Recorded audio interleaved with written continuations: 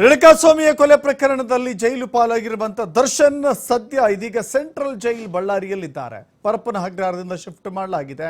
Shift ಆದ ನಂತರದಲ್ಲಿ ಇದೇ ಮೊದಲ ಬಾರಿಗೆ ಬಳ್ಳಾರಿ ಜೈಲಿಗೆ ನಟ ದರ್ಶನ್ ಅವರ ಪತ್ನಿ ವಿಜಯಲಕ್ಷ್ಮಿ ಭೇಟಿ ಕೊಟ್ಟಿದ್ದಾರೆ. ಪತ್ನಿ ನೋಡ್ಲಿ ಅಂತ ಹೇಳಿ ಅಥವಾ ಅಬ್ಸರ್ವೇಷನ್ ಸೆಲ್ನಿಂದ ನೋಡಲಿಕ್ಕೆ ಆಚೆ ಬಂದಿದ್ದಾರೆ. ದರ್ಶನ್ ಜೈಲಾಧಿಕಾರಿಗಳ ಭದ್ರತೆಯಲ್ಲಿ ವಿಸಿಟರ್ ರೂಮ್ಗೆ ಬಂದಿದ್ದಾರೆ. ಪತ್ನಿ ವಿಜಯಲಕ್ಷ್ಮಿಯನ್ನ ಕಂಡು ಭಾವುಕರಾಗಿದ್ದಾರೆ ದರ್ಶನ್. ಪತಿ ಕೊಂಡು ಸಮಾಧಾನ ಹೇಳಿದ್ದಾರೆ ವಿಜಯಲಕ್ಷ್ಮಿ.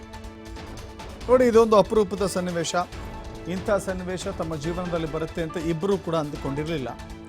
ಪರಪ್ಪನ ಅಗ್ರಹಾರದಲ್ಲಿ ರಾಜಾತಿಥ್ಯ ಸ್ವೀಕರಿಸಿದ್ದಾರೆ ಎನ್ನುವ ಕಾರಣಕ್ಕಾಗಿ ಅವರನ್ನು ಬಳ್ಳಾರಿ ಜೈಲಿಗೆ ಶಿಫ್ಟ್ ಮಾಡಲಾಗಿದೆ. ಬಳ್ಳಾರಿ ಜೈಲಿಗೆ ಶಿಫ್ಟ್ ಆಗಿರುವ ನಂತರದಲ್ಲಿ ಇದೇ ಮೊದಲ ಬಾರಿಗೆ ದರ್ಶನ್ ಪತ್ನಿ ವಿಜಯಲಕ್ಷ್ಮಿ ಬಳ್ಳಾರಿಗೆ ಹೋಗಿದ್ದಾರೆ. ಅದಕ್ಕೆ ಕಾರಣ ಅಂತ ಹೇಳಿದ್ರೆ ಬಟ್ಟೆ ಇನ್ನಿತರ ವಸ್ತುಗಳನ್ನು ತಂದು ಕೊಡಬೇಕಾಗಿರುತ್ತೆ. ಸೊ ಆ ಕಾರಣದಿಂದಾಗಿ ಅವರನ್ನು ಶಿಫ್ಟ್ ಬಳ್ಳಾರಿಗೆ ಹೋಗಲಾಗಿದೆ. ಬಳ್ಳಾರಿಯಲ್ಲಿ ಒಂದು ಭಾವನಾತ್ಮಕ ಸನ್ನಿವೇಶದಲ್ಲಿ ಇಬ್ಬರು ಕೂಡ ಭೇಟಿಯಾಗಿದ್ದಾರೆ. ಪತ್ನಿಯನ್ನು ಇಂಥ ಗತಿಯಲ್ಲಿ ತನ್ನನ್ನು ತಾನು ಇಂಥ ಗತಿಯಲ್ಲಿ ನಾನು ನನ್ನ ಹೆಂಡತಿಯನ್ನು ಮೀಟ್ ಮಾಡ್ತೀನಿ ಅಂತ ಹೇಳಿ ಯಾವತ್ತೂ ಕೂಡ ದರ್ಶನ್ ಅಂದುಕೊಂಡಿರಲಿಲ್ಲ. ಈವನ್ ವಿಜಯಲಕ್ಷ್ಮಿ ಕೂಡ ಯಾವತ್ತೂ ತಮ್ಮ ಪತಿಯನ್ನು ಇಂಥ ಕಷ್ಟದ ಸ್ಥಿತಿಯಲ್ಲಿ ನೋಡ್ತೀವಿ ಅಂಥೇಳಿ ಕನಸು ಮನಸ್ಸಿನಲ್ಲೂ ಕೂಡ ಯೋಚನೆ ಮಾಡಿರಲಿಲ್ಲ ಅಂತ ಅನಿಸುತ್ತೆ.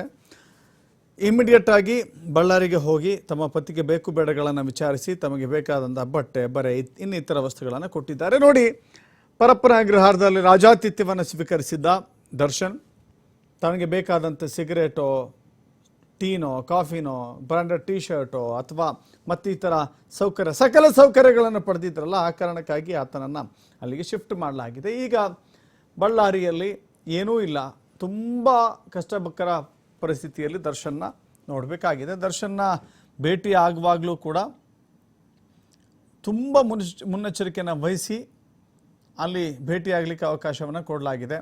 ಸುತ್ತಮುತ್ತಲೂ ಕೂಡ ಅನೇಕ ಪೊಲೀಸರಿರ್ತಾರೆ. ಆ ಸಂದರ್ಭದಲ್ಲಿ ವಿಸಿಟರ್ ರೂಮಿಗೆ ಬಂದು ತನ್ನ ಪತ್ನಿಯನ್ನು ನೋಡಿಕೊಂಡು ಮಾತನಾಡಿಕೊಂಡು ಹೋಗಿದ್ದಾರೆ. ಆದರೆ ಸನ್ನಿವೇಶಗಳು ಹೀಗೆ ಬರಬಹುದು ಅಂತ ಹೇಳಿ ಇಬ್ಬರು ಕನಸು ಮನಸ್ಸಲ್ಲಿ ಯೋಚನೆ ಮಾಡಿರಲಿಲ್ಲ ಅಂತ ಅನಿಸುತ್ತೆ.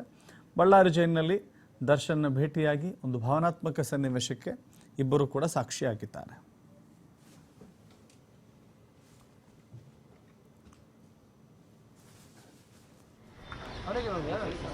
ಮೇಡಮ್ ದರ್ಶನ್ ವಿಜುವಲ್ಸ್ ಬರ್ತಾ ಇದೆ ನೋಡಿ. ಅಂದರೆ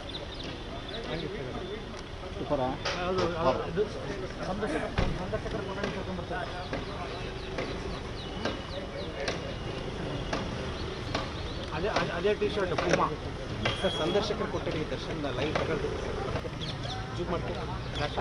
ಅದೇ ಟಿ ಶರ್ಟ್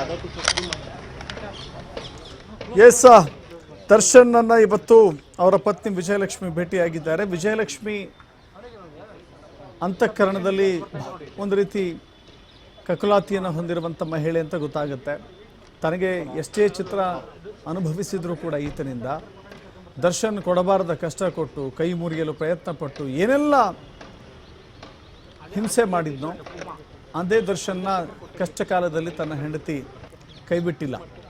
ವಿಜಯಲಕ್ಷ್ಮಿ ಈಗಲೂ ಕೂಡ ಆತನನ್ನು ಕೈಬಿಟ್ಟಿಲ್ಲ. ಇಂಥ ಸಂಕಷ್ಟದ ಸಂದರ್ಭದಲ್ಲಿ ವಿಜಯಲಕ್ಷ್ಮಿ ಗಟ್ಟಿಯಾಗಿ ನಿಂತ್ಕೊಂಡಿದ್ದಾರೆ.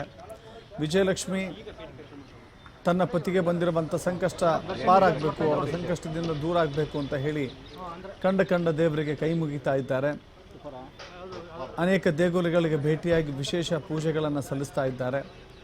ವಿಶೇಷ ರೀತಿಯ ಹೋಮ ಹವನವನ್ನು ಕೂಡ ಮಾಡ್ತಾ ಇದ್ದಾರೆ. ಕಚೇರಿಗೆ ಅಥವಾ ಲಾಯರ್ಗಳ ಕಚೇರಿಗೆ ಅಲೆದು ಹೇಗಾದರೂ ಮಾಡಿ ತನ್ನ ಪತಿಯನ್ನು ಪಾರು ಮಾಡಬೇಕು ಅಂತ ಹೇಳಿ ಮನವಿ ಮಾಡಿಕೊಳ್ತಾ ಇದ್ದಾರೆ. ವಿಜಯಲಕ್ಷ್ಮಿ ಹಲವು ದೇವಸ್ಥಾನಗಳಿಗೆ ಭೇಟಿಯಾದ ನಂತರದಲ್ಲಿ ದೇಗುರುಗಳ ಪ್ರಸಾದವನ್ನು ಕೂಡ ದರ್ಶನಿಗೆ ತಂದು ಕೊಡ್ತಾ ಇದ್ದಾರೆ. ಈಗ ಪರಪ್ಪನ ಅಗ್ರಹಾರದಿಂದ ಅಂದರೆ ಬೆಂಗಳೂರಿನಿಂದ ಬಳ್ಳಾರಿಗೆ ಶಿಫ್ಟ್ ಆದ ನಂತರವೂ ಕೂಡ ಅದು ಮುಂದುವರೆದಿದೆ. ದರ್ಶನ್ಗೆ ವಿಜಯಲಕ್ಷ್ಮಿ ಬಳ್ಳಾರಿ ಜೈಲಲ್ಲಿ ಭೇಟಿಯಾಗಿ ಆತನಿಗೆ ಬಟ್ಟೆ, ದಿನ ಬಳಕೆಗೆ ಬೇಕಾದಂಥ ಕೆಲ ವಸ್ತುಗಳನ್ನು ತಂದು ಕೊಟ್ಟಿದ್ದಾರಂತೆ. ಈಗ ದರ್ಶನ್ನ ಈ ಸ್ಥಿತಿ ಇದೆಯಲ್ಲ, ಇದು ನಿಜಕ್ಕೂ ಕೂಡ ಅವರ ಕುಟುಂಬದವರಿಗೆ ಅರಗಿಸಿಕೊಳ್ಳಲಾಗದಂಥ ಸಿಚುವೇಶನ್ ಇದು. ಇಂಥ ಸಿಚುವೇಶನ್ನಲ್ಲಿ ದರ್ಶನ್ ತನ್ನ ಪತ್ನಿಯನ್ನು ಭೇಟಿಯಾಗಿದ್ದಾರೆ. ವಿಸಿಟರ್ ರೂಮ್ನಲ್ಲಿ ಅದು ಕೂಡ ನೋಡಿ. ಇನ್ನು ಮುಂದೆ ದರ್ಶನ್ ಮೇಲೆ ತುಂಬ ಹದ್ದಿನ ಕಣ್ಣಿಡಲಾಗುತ್ತೆ.